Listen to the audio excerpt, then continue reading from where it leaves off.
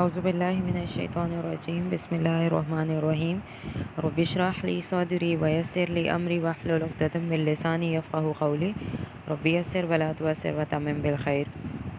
Today we are going to study about granulomatous diseases. अब granulomatous diseases क्या होती हैं जिसमें ग्रैनुलोमा की फॉर्मेशन हो जाती है, ठीक है। और सार्कोइडोसिस जो ऐसी डिज़ीज़ होगी, सार्कोइडोसिस में सिस्टेमिक ग्रैनुलोमेटस डिज़ीज़ है, यानी कि इसमें सिस्टेमिक यानी पूरी बॉडी में ग्रैनुलोमास की फॉर्मेशन हो जाती है और इसमें बहुत सारे टिश्यूज़ एंड ऑर्गन्स इन्वॉल्व होते हैं। तो हम देख लेते हैं कि ग्रैनुलोमास क्या होते हैं और वो कैसे बनते हैं। अब ये हमारे पास एक डायग्राम है ग्रैनुलोमा की। ग्रैनुलोमा क्या होता है कि इसमें जब बॉडी में इन्फ्लेमेशन चल रही होती है तो उस इन्फ्लेमेशन की वजह से, जो क्रॉनिक इन्फ्लेमेशन चल रही होती है, तो उसकी वजह से इम्यून सेल्स एक जगह पे जमा होना स्टार्ट हो जाते हैं, ठीक है। और वो इम्यून सेल्स जमा होकर क्या फॉर्मेशन कर लेते हैं, ग्रैनुलोमा की फॉर्मेशन कर लेते हैं। तो इसमें देखें कि सेंटर में एपिथेलियोइड हिस्टियोसाइट्स पड़े हुए होते हैं, साइड पे मल्टी न्यूक्लिएटेड जायंट सेल्स पड़े हुए हैं और साइड्स पे लिम्फोसाइट पड़े हुए हैं। तो इस तरह से ग्रैनुलोमा की फॉर्मेशन होती है। देखिए अंदर कैसे जायंट सेल्स पड़े हुए हैं, ठीक है। उसके साथ साथ साइड्स पे एपिथेलियोइड सेल्स हैं, लिम्फोसाइट्स पड़े हुए हैं। एपिथेलियोइड सेल्स होते हैं, उनका पेल इलोंगेटेड न्यूक्लियस है। उसके अलावा यहाँ पे देख लें, ये बिल्कुल इओसिनोफिलिक डेब्रिस अंदर जमा हो जाता है, ठीक है। और जब वहाँ पे इओसिनोफिलिक डेब्रिस अंदर जमा हो जाता है तो उसकी वजह से जो बनती है जगह, उसको हम क्या नाम देते हैं, caseating necrosis. On gross examination के ऊपर आपको वो ऐसे पल्पी सा अपीयरेंस मिलती है, ठीक है। तो केजिएटिंग इसको हम कहते हैं कि केजिएटिंग ग्रैनुलोमास होते हैं। तो अब ग्रैनुलोमा क्या होता है, it is a small area of chronic inflammation. इसमें क्या होता है, मैक्रोफेजेस इकट्ठे हुए होते हैं, उसके साथ साथ CD4 टी सेल्स और हेल्पर टी सेल्स भी जमा होते हैं। ये ऑर्गन्स और टिश्यूज़ को डैमेज भी कर सकता है। ये देखिए सेंटर में नेक्रोसिस होता है, तो ऐसे ग्रैनुलोमास को हम क्या नाम देंगे, केजिएटिंग ग्रैनुलोमास, जिनके अंदर सेंट्रल नेक्रोसिस होगा, ठीक है। साइडों पे मैक्रोफेजेस पड़े हुए हैं और ये देखें CD4 हेल्पर टी सेल्स भी पड़े हुए हैं, ठीक है। सो ग्रैनुलोमा केजिएटिंग क्या होता है कि इसमें सेंट्रल रीजन ऑफ निक्रोसिस होता है और ये बिल्कुल चीज़ी सी अपीयरेंस देता है। So they appear like cheese like, और ये लंग्स में ज़्यादातर कॉमन होते हैं and they occur in response to infection, for example TB। तो TB वगैरह के अंदर भी ये केजिएटिंग ग्रैनुलोमास अकर करते हैं। नॉन केजिएटिंग ग्रैनुलोमास देखें, इसमें सेंट्रल में आपको कोई निक्रोसिस नज़र आ रहा है, there is no central region of necrosis, और ये ज़्यादा कॉमन यही वाला अकर करता है, ठीक है। और ये कब होता है, ये तब होता है जब भी रिस्पॉन्स होता है, जब पेशेंट कॉन्टैक्ट करता है किसी भी फॉरेन मटेरियल के साथ, सार्कोइडोसिस या क्रॉनिक डिजीज़, उसमें नॉन केजिएटिंग ग्रैनुलोमास बनते हैं। पैथोफिजियोलॉजी क्या है, कोई भी एंटीजन आता है, उस एंटीजन को मैक्रोफेजेस खाते हैं और वो हमें पता है कि मैक्रोफेजेस क्या करते हैं कि वो एंटीजन को प्रेजेंट करते हैं। तो मैक्रोफेजेस ने एंटीजन को खाया, उसको CD4 टी सेल्स के पास ले गया, प्रेजेंट किया। CD4 टी सेल्स के पास जैसे ही एंटीजन आता है तो वो अपने आप को किस में कन्वर्ट कर लेते हैं, T हेल्पर सेल 1 सब टाइप में कन्वर्ट कर लेते हैं।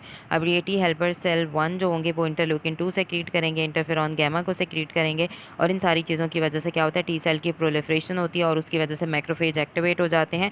और मैक्रोफेज जब एक्टिवेट होंगे और T सेल्स एक्टिवेट होंगे तो they will release TNF alpha, और TNF अल्फा क्या करेगा कि वो ज़्यादा से ज़्यादा एक्यूमुलेशन कराएगा इन्फ्लेमेटरी सेल्स की, उसकी वजह से और ज़्यादा T हेल्पर सेल 1 स्टिमुलेट होते जाएंगे।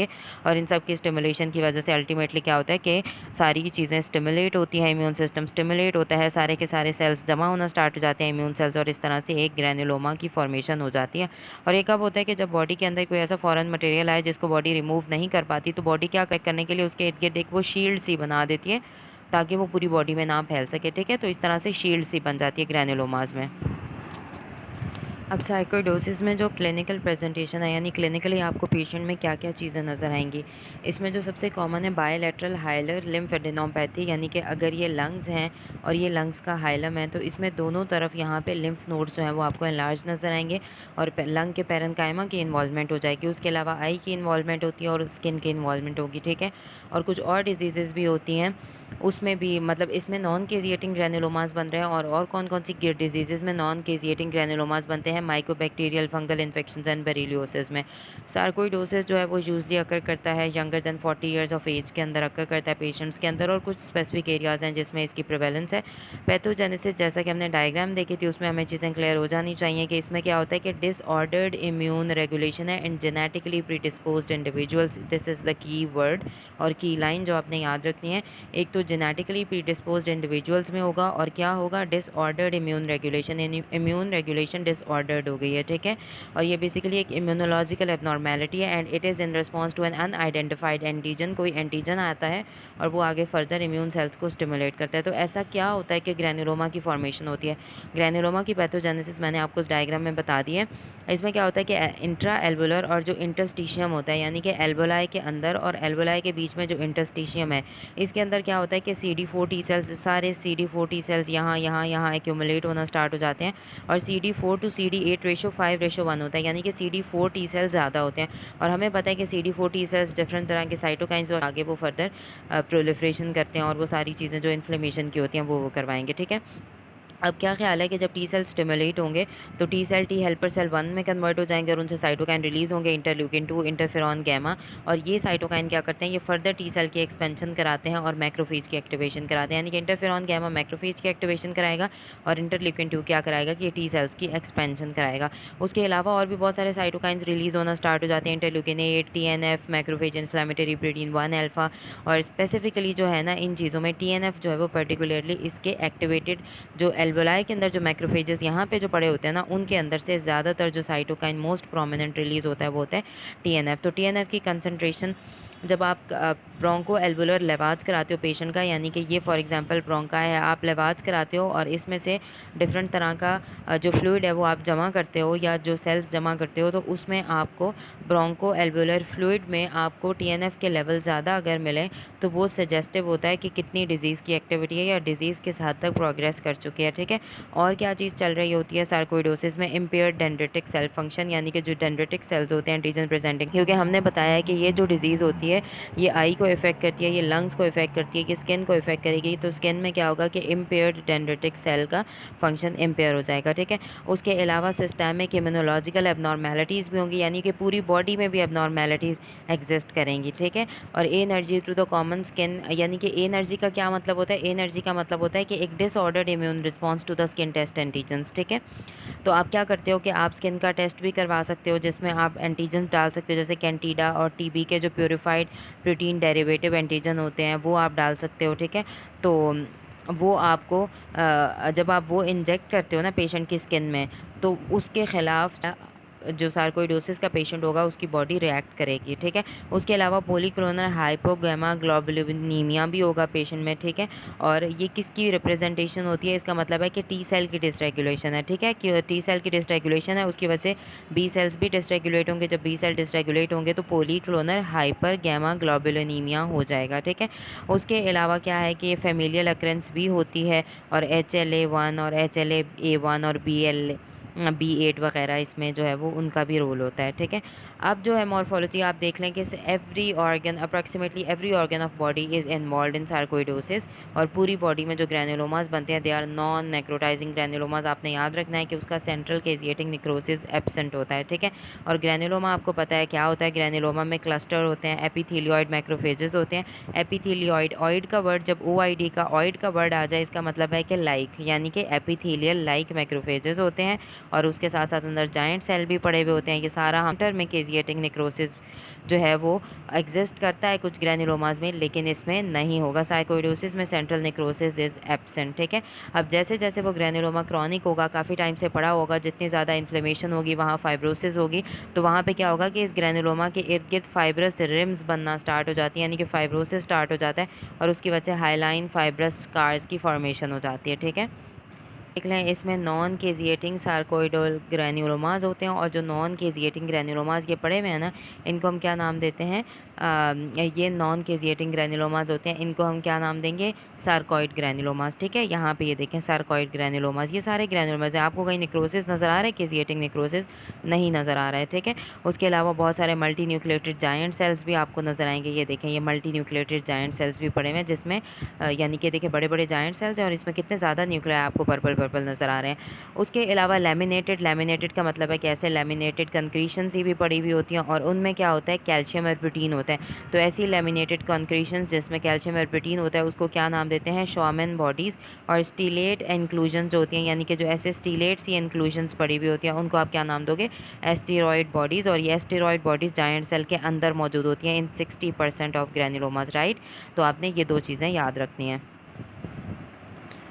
अब यहाँ पे देख लें, ये आपको एक डायग्राम नज़र आ रही है। मैंने अभी बात की थी ना कि कंक्रीटेड लैमिनेटेड कंक्रीशंस होती हैं। तो ये देखिए, ये लैमिनेटेड कंक्रीशन, जैसे इसमें लैमिनेशन सी पड़ी हुई है, and they are composed of calcium and protein, so they are known as the Schaumann bodies. और ये विद इन द देखें, ये जायंट सेल पड़ा हुआ है और जायंट सेल के अंदर ही शॉमन बॉडीज़ पड़ी होती हैं, and they are characteristic of sarcoidosis. आपको सार्कोइडोसिस में ये सारी चीज़ें नज़र आती हैं।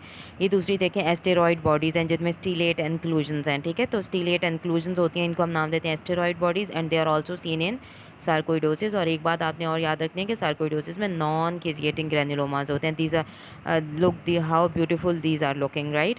सो इसका मतलब क्या है कि जो एस्टेरॉयड बॉडीज़ होती हैं और शॉमन बॉडीज़ होती हैं वो आपको माइक्रोस्कोपिक या हिस्टोलॉजिकल एग्जामिनेशन के ऊपर बहुत क्लियर नज़र आएंगे under the higher magnification like this. तो आपको ये नज़र आ रही हैं क्या है, ये asteroid bodies, and they are characteristic of sarcoidosis. अब शॉमन बॉडीज़ भी देख ली, एस्टेरॉयड बॉडीज़ भी देख ली, ठीक है। ये 60% ऑफ ग्रैन्युलोमास में आपके पास एस्टेरॉयड बॉडीज़ भी मौजूद होती हैं। उसके अलावा जो है, ज़रूरी नहीं है कि ये दोनों बॉडीज़ सिर्फ और सिर्फ सार्कोइडोसिस में नज़र आएँ। ये और भी बहुत सारी ऐसी और डिजीज़ जिनमें ग्रैन्युलोमास फॉर्मेशन हो रही होती है, ये उन डिजीज़ में भी नज़र आ सकती हैं। फॉर एग्जांपल टीबी वगैरह में सबसे common site for the involvement in sarcoidosis is lung. Lung में सबसे ज़्यादा कॉमन इन्वॉल्वमेंट होती है। मैक्रोस्कोपिकली आपको क्या नज़र आते हैं, ग्रैन्युलोमास और छोटे छोटे नोड्यूल से बने हुए नज़र आते हैं। यानी कि आप जब लंग पे हाथ लगाते हो ना, या फॉर एग्जांपल अगर कोई पेशेंट डेड हो गया, उसका लंग निकाला है, तो आपको वहाँ छोटे छोटे नोड्यूल्स नज़र आएंगे। वो पल्पेबल होंगे, विजिबल होंगे, 1 to 2 सेंटीमीटर के होंगे, ठीक है। नॉन केजिएटिंग होंगे, और उसके अलावा नॉन कैविटेटेड कंसोलिडेशंस होती हैं, यानी कि कैविटीज़ नहीं बनी हुई होंगी, क्योंकि नॉन केजिएटिंग ग्रैन्युलोमास हैं। जब सेंट्रल नेक्रोसिस नहीं हुआ तो कैविटीज़ की फॉर्मेशन भी नहीं होंगी, ठीक है। और ये लीजन्स आपको कहाँ नज़र आएंगे, प्राइमरीली अराउंड द लिम्फेटिक्स, यानी कि जो ब्रोंकाई और छोटी छोटी ब्लड वेसल्स होती हैं उनके अराउंड जो लिम्फेटिक्स पड़ी हुई होती है ना, ये लीजन्स आपको उस एरिया में नज़र आते हैं, ठीक है।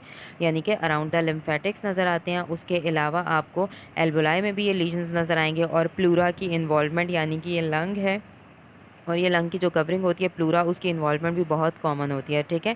उसके अलावा जो ग्रैन्युलोमास होती हैं उनकी फ्रिक्वेंसी हाई कहाँ पे होती है, इन द ब्रोंकियल सब म्यूकोजा, यानी कि जो ब्रोंकाई की सब म्यूकोजा है उसमें ये ग्रैन्युलोमा आपको बहुत ज़्यादा नज़र आएंगे। और जब हमें पता है कि अगर ब्रोंकाई है और ये इसकी म्यूकोज़ा है और नीचे ये सब म्यूकोज़ा पड़ी हुई है, तो सब म्यूकोज़ा में है, तो क्या ख्याल है कि जब आप करेंगे, ये टिश्यू निकालेंगे, तो आपको सब म्यूकोज़ा में क्या नज़र आएगा, ग्रैन्युलोमास नज़र आएंगे, सार्कोइडोसिस के ग्रैन्युलोमा, ठीक है। उसके अलावा क्या होता है कि क्या ख्याल है, अब एक जगह एक लीजन बना है तो उसने हील भी करना है, तो जब हीलिंग होगी तो वहाँ पे फाइब्रोसिस होगी, तो तब यही वाले ग्रैन्युलोमास हील करते हैं, तो वहाँ पे फाइब्रोसिस होगी और प्रोटीन की एक्यूमुलेशन, यानी कि जहाँ पे टिश्यू डेड हो जाए और उसकी जगह पे दूसरा प्रोटीन आके एक्यूमुलेट हो जाता है, उसको कहते हैं हाइलेनाइजेशन, ठीक है। तो अब ग्रैन्युलोमास जब हील करेंगे वहाँ फाइब्रोसिस और हाइलेनाइजेशन होगी। उसके अलावा सबसे पहले हमने बात कर लिया कि अच्छा इसमें लंग्स इन्वॉल्व होते हैं। नेक्स्ट हम बात करें कि इसमें लिम्फ नोड तकरीबन हर केस में इन्वॉल्व होंगे, और इसमें यहाँ लंग के जो हाइलम है उसके लिम्फ नोड और मीडियस्टाइनम के सारे लिम्फ नोड्स इन्वॉल्व एनलार्ज्ड होंगे, डिस्क्रीट होंगे, कैल्सिफाइड होंगे, क्योंकि हमने कहा है ना कि शॉमन बॉडीज़ होती हैं जिसमें कैल्शियम मौजूद होता है, तो इसलिए ये कैल्सिफाइड भी आपको लिम्फ नोड्स मिल सकते हैं। टॉन्सिलर ग्रैन्युलोमास भी मिल सकते हैं। टॉन्सिल में स्प्लीन इन्वॉल्व होगी, स्प्लीन एनलार्ज हो जाएगी, स्प्लीनोमेगैली भी आपको मिलेगी, ठीक है। और माइक्रोस्कोपिकली आपको छोटे छोटे नोड्यूल्स भी मिल सकते हैं। उसके अलावा लिवर की तरफ आ जाएँ तो लिवर में भी आपको एनलार्ज मिल सकता है, ठीक है। उसके अलावा लिवर में भी ग्रैन्युलोमास मिल सकते हैं, और ज़्यादातर ग्रैन्युलोमा कहाँ मिलेंगे, पोर्टल ट्राइड के लेवल पर, यानी कि जिस लेवल पर लिवर में 3 चीज़ें एंटर होती हैं। 3 चीज़ें कौन कौन सी एंटर होती हैं, एक हेपेटिक आर्टरी एंटर होती है, ठीक है, पोर्टल वेन एंटर होती है, और बाइल डक्ट एंटर होती है, उसको हम पोर्टल ट्राइड का नाम देते हैं, उसके अराउंड मिलेगा। और उसके अलावा लोब्यूलर पेरेन्काइमा, यानी कि जो लोब्स का पेरेन्काइमा है उसमें मिलेगा। उसके अलावा और कौन सा ऑर्गन इन्वॉल्व हो सकता है, बोन मैरो इन्वॉल्व हो सकता है, ठीक है। और बोन मैरो में कौन कौन सी बोन्स इन्वॉल्व होती हैं, फेलेंजियल बोन्स, यानी कि जो हमारी उंगलियों की बोन्स है ना छोटी छोटी, उसमें हैंड और फीट की बोन्स में, उसमें छोटे छोटे सर्कमस्क्राइब्ड एरियाज़ होते हैं। अब क्या ख्याल है, जिस जगह ग्रैन्युलोमा बनेगा वहाँ से बोन ख़त्म हो जाएगी, बोन की रिजॉर्प्शन होगी, तो उन फेलेंजेस में आपको छोटे छोटे सर्कमस्क्राइब्ड एरियाज़ मिलेंगे बोन रिजॉर्प्शन के, मैरो की कैविटी के अंदर ही अंदर, ठीक है। और उसके अलावा डिफ्यूज सा रेटिकुलेटेड पैटर्न होगा, पूरी कैविटी में एक रेटिकुलर सा पैटर्न, यानी कि ऐसे फाइबर्स ही जमा हुई होंगी, ठीक है, थ्रू आउट द कैविटी। और उसमें क्या होगा कि जो बोनी शाफ्ट होती हैं, यानी कि जो शाफ्ट शाफ्ट है ये वाइड हो जाएगी, क्योंकि ज़ाहिर है यहाँ पे डिस्ट्रक्शन चल रही है, डिस्ट्रक्शन चलती है तो न्यू बोन फॉर्मेशन होती है और बोन एक्सपैंड करती जाती है। तो आपको क्या मिलेगा कि बोनी शाफ्ट की वाइडनिंग मिलेगी और न्यू बोन की फॉर्मेशन मिलेगी ऑन द आउटर सरफेस। और क्यों हो रहा है? क्यों? क्योंकि पुराने वाली बोन में सेंटर में ग्रैन्युलोमा बना, उसने बोन की रिजॉर्प्शन कराई। जब बोन की रिजॉर्प्शन होती है तो बॉडी को तो ये सिग्नल मिलेगा कि पहले वाली बोन खत्म हो रही है, तो वो नई बोन फॉर्मेशन करना स्टार्ट कर देगी। उसकी वजह से शाफ्ट की वाइडनिंग होगी और आपको आउटर सर्फेसिस पे न्यू बोन फॉर्मेशन मिलेगी। स्किन लीजन्स भी आपको मिल सकते हैं। तो क्या ख्याल है, स्किन में ग्रैन्युलोमास मिलेंगे तो आपको डिस्क्रीट सब क्यूटेनियस नोड्यूल्स मिलेंगे और इरिथमेटस प्लेक्स मिलेंगे। यानी कि फॉर एग्जांपल ये स्किन है और ऊपर प्लेक सा बन जाता है ऐसे, और वो इरिथमेटस होता है, रेड कलर का होता है, ठीक है। इरिथमेटस प्लेक्स भी मिल सकते हैं और उसके अलावा आपको फ्लैट लीजन्स भी मिल सकते हैं, ठीक है। और फ्लैट लीजन्स कैसे मिलेंगे कि वो एक स्केल सा उन्होंने बनाया होगा, जैसे SLE के पेशेंट्स में होता है। उसके अलावा और कहाँ-कहाँ पे लीजन्स हो सकते हैं? म्यूकस मेम्ब्रेन में भी लीजन्स हो सकते हैं, ओरल कैविटी में हो सकते हैं, लेरिंग्स में हो सकते हैं, अपर रेस्पिरेटरी ट्रैक में हो सकते हैं, ठीक है। उसके अलावा पेशेंट्स में इरिथीमा नोडोज़म हो सकता है और पेनफुल इरिथमेटस नोड्यूल्स। इरिथीमा नोडोज़म क्या होता है कि जो शिन्स होती है ना, टाँगें, शिन्स, उनकी जो एंटीरियर सरफेस होती है ना, उसमें क्या होता है कि उसमें रेड रेड कलर के रेज़्ड से नोड्यूल्स बने हुए होते हैं, ठीक है। और वो किस वजह से होता है? बिकॉज़ ऑफ द सेप्टल पेनिकुलाइटिस, ठीक है। वहाँ पे क्या होता है कि वहाँ पे इन्फेक्शन होता है और उस इन्फेक्शन की वजह से क्या होता है कि पेनिकुलाइटिस हो जाता है और इरिथीमा नोडोज़म की फॉर्मेशन हो जाती है। उसके अलावा आई की इन्वॉल्वमेंट भी हो सकती है। आई की इन्वॉल्वमेंट होगी तो आयराइटिस होगा, यानी कि आइरिस की इन्फ्लेमेशन, और आयराइडोसाइक्लाइटिस भी हो जाएगा। वो दोनों साइड्स पे भी हो सकता है और वन साइड पे भी हो सकता है। तो क्या ख्याल है, जब इन्फ्लेमेशन होगी तो वहाँ पे कॉर्निया की ओपेसिटीज़ बनेगी, पेशेंट को ग्लॉकोमा हो जाएगा, उसका विजन लॉस भी हो सकता है। उसके अलावा इन्फ्लेमेशन लैक्राइमल ग्लैंड वो होते हैं जो कि टीयर्स की फॉर्मेशन करते हैं, तो लैक्राइमल ग्लैंड की इन्फ्लेमेशन होगी और लैक्राइमेशन सप्रेस हो जाएगी। तो क्या ख्याल है, जब टीयर्स नहीं आते तो इसको हम क्या नाम देते हैं? Caeca syndrome. सीका सिंड्रोम क्या होता है कि जिसमें पेशेंट के टीयर्स नहीं बनते और ड्राई आइज़ हो जाती हैं। बायलैटरल सार्कोइडोसिस और कहाँ-कहाँ पे होगा? पैरोटिड में होगा, सब मैक्सिलरी और सब लिंगुअल ग्लैंड्स में। और उसमें क्या होगा कि यूवियोला की और पैरोटिड की इन्वॉल्वमेंट होती है, तो उसको हम कहेंगे यूवियो पैरोटिड इन्वॉल्वमेंट। और ये जो बायलैटरल सार्कोइडोसिस है जिसमें दोनों तरफ के पैरोटिड ग्लैंड, सब मैक्सिलरी, सब लिंगुअल ग्लैंड्स और यूवियो पैरोटिड इन्वॉल्वमेंट से, यानी कि सारे मुंह के एरिया की चीज़ों की इन्वॉल्वमेंट हो रही है, उसको हम क्या नाम देते हैं? मिक्यूलिक सिंड्रोम, ठीक है। अब तीसरी और कौन सी चीज़ की इन्वॉल्वमेंट हो सकती है? मसल की इन्वॉल्वमेंट हो सकती है। तो क्या ख्याल है, मसल इन्वॉल्व हुआ है तो मसल वीक हो जाएगा, मसल में एक्स होगी, टेंडरनेस होगी, यानी कि पेन होगा, फटीग होगी पेशेंट को। जब आप मसल बायोप्सी कराते हो तो अच्छा, सार्कोइड मायोसाइटिस भी हो सकता है, यानी कि मसल की इन्फ्लेमेशन होती है सार्कोइडोसिस की वजह से। और उसको आप कैसे डायग्नोज कर सकते हो? आप मसल का छोटा सा पीस निकालते हो, मसल की बायोप्सी करते हो, तो आपको सार्कोइड मायोसाइटिस नज़र आएगा, ठीक है। उसके अलावा सार्कोइड ग्रैन्युलोमास बहुत रेयर कंडीशंस में हार्ट में होते हैं, किडनीज़ में और CNS में भी एग्जिस्ट कर सकते हैं। अगर तो CNS में भी मिलेंगे तो उसको न्यूरोसार्कोइडोसिस कहेंगे। और एंडोक्राइन ग्लैंड्स में भी आपको मिल सकते हैं, particularly in the pituitary gland, और उसके अलावा बाकी टिश्यूज़ में भी। लेकिन मोस्ट कॉमन उसी में है कि सबसे पहले लंग्स में होंगे, फिर उसके अलावा आइज़ में इन्वॉल्वमेंट होगी, स्किन की इन्वॉल्वमेंट होगी, मसल की इन्वॉल्वमेंट होगी, लैक्राइमल ग्लैंड की इन्वॉल्वमेंट होगी। तो ये सारी चीज़ें आपने माइंड में रखनी है कि अच्छा क्या क्या जो ऑर्गन है या क्या कौन कौन सा डिजीज़, इस डिजीज़ में कौन कौन सा ऑर्गन इन्वॉल्व हो सकते हैं, क्योंकि हमने कहा ना कि मल्टी सिस्टमिक डिसऑर्डर है, ठीक है। अब जो सार्कोइडोसिस है उसमें आप क्या करते हो कि आप चेस्ट एक्सरे कराओगे तो क्या ख्याल है, आपको बायलैटरल हाइलर लिम्फेडिनोपैथी मिलेगी। उसके अलावा पेरिफेरल लिम्फेडिनोपैथी भी मिल सकती है, क्यूटेनियस लीजन्स भी मिल सकते हैं, स्किन पे लीजन्स मिल सकते हैं, आई के लीजन्स मिल सकते हैं, स्प्लीनोमेगैली मिल सकती है, हेपेटोमेगैली मिल सकती है। उसके अलावा बहुत सारे ऐसे पेशेंट्स होते हैं जिसमें रेस्पिरेटरी एबनॉर्मेलिटीज़ आती हैं, मतलब आपको नहीं पता होता पेशेंट को सार्कोइडोसिस है, लेकिन आप देखते हो पेशेंट आता है, आप उसका एग्जामिनेशन करते हो तो आपको पता चलता है कि अच्छा भाई पेशेंट में रेस्पिरेटरी एबनॉर्मेलिटीज़ हैं, वो शॉर्टनेस ऑफ ब्रेथ के साथ आएगा, उसको कफ होगी, उसको चेस्ट पेन होगा, हेमोप्टाइसिस होगा, यानी कि जो वो कफ करेगा तो उसमें उसका खून आएगा। या कॉन्स्टिट्यूशनल साइन और सिम्टम जो किसी भी डिजीज़ में आते हैं, फीवर, फटीग, वेट लॉस, थकन है, वज़न कम हो रहा है, एनोरेक्सिया है, कुछ खाने का दिल नहीं कर रहा, भूख ख़त्म हुई हुई है, और नाइट स्वेट्स हैं, पेशेंट को रात के टाइम पे बहुत ज़्यादा स्वेटिंग होना स्टार्ट हो जाती है क्योंकि फ़ीवर उसका रात को बहुत ज़्यादा बढ़ जाता है। अब सार्कोइडोसिस का कोई एक स्पेसिफिक कोर्स नहीं है कि हम कहें अच्छा सार्कोइडोसिस यूँ ही होगी, इसका बहुत अनप्रेडिक्टेबल सा कोर्स है, ठीक है। अब अक्सर ऐसा होता है कि इसमें पीरियड्स ऑफ एक्टिविटी आते हैं, यानी कि ये डिज़ीज़ सिवियर हो जाती है, फिर ऐसे अक्सर बीच में टाइम पीरियड आता है कि जिसमें ये डिज़ीज़ कम हो जाती है, कभी-कभी ये बिल्कुल परमानेंट होती है, ठीक है। और उसके अलावा क्या होता है कि आपको जो इसकी रेमिशंस भी हो जाती हैं, यानी कि अक्सर ये बिल्कुल क्योर हो जाती है। और रेमिशन का मतलब क्या होता है कि डिज़ीज़ बिल्कुल जो अनडिटेक्टेबल हो जाए ना, उसको कहते हैं रेमिशन, और रेमिशन स्टीरॉयड से हो जाती हैं इसकी, ठीक है। उसके अलावा क्या होता है कि 20% पेशेंट जो हैं वो 20% ऐसे चांसेस होते हैं कि उनका लंग फंक्शन पूरा ही लॉस्ट हो जाए और कुछ में परमानेंट विजुअल इम्पेयरमेंट हो जाए, यानी कि उनकी आई साइट बिल्कुल ही ख़राब हो जाए, कुछ में कार्डियक और सीएनएस डैमेज भी एग्जिस्ट कर सकता है। लेकिन ज़्यादातर जो पेशेंट्स होते हैं उनमें प्रोग्रेसिव पल्मोनरी फाइब्रोसिस और कोर पल्मोनेल हो जाता है। क्यों? क्योंकि जब राइट साइड के होता है, ठीक है, तो क्या ख्याल है कि राइट साइड से सारा का सारा ये फॉर एग्जांपल अगर राइट हार्ट है, इससे सारा का सारा ब्लड जाता है लंग्स के पास। अब लंग्स में फाइब्रोसिस हो गया। फाइब्रोसिस का मतलब क्या है कि जितनी भी यहाँ पे ब्लड वेसल्स थी उनके अंदर क्या हुआ है, रेजिस्टेंस बढ़ गई है, ठीक है, क्योंकि वहाँ पे फाइब्रोसिस हो गया, रेजिस्टेंस बढ़ गई है, तो बैक प्रेशर इंक्रीज होगा और राइट हार्ट जो है वो फेल होना स्टार्ट हो जाएगा। तो इसको हम कहते हैं core pulmonale right heart failure because of the pulmonary hypertension या लंग्स के किसी इशू की वजह से, उसको कोर पल्मोनेल कहेंगे, ठीक है। और इन पेशेंट्स में फाइब्रोसिस एग्जिस्ट करता है। So sarcoidosis is a multi system disease, unknown aetiology है, और इसमें आपको हिस्टोपैथोलॉजिकल फीचर्स कौन कौन से नजर आएंगे? नॉन केजिएटिंग ग्रैन्युलोमास होंगे। इम्यूनोलॉजिकल एबनॉर्मेलिटीज़ क्या हैं कि CD4 T सेल ज़्यादा होते हैं, T helper cell 1 dependent cytokine ज़्यादा हो जाएंगे, इंटरफेरॉन गैमा इंटरल्यूकिन 2 ज़्यादा हो जाएंगे।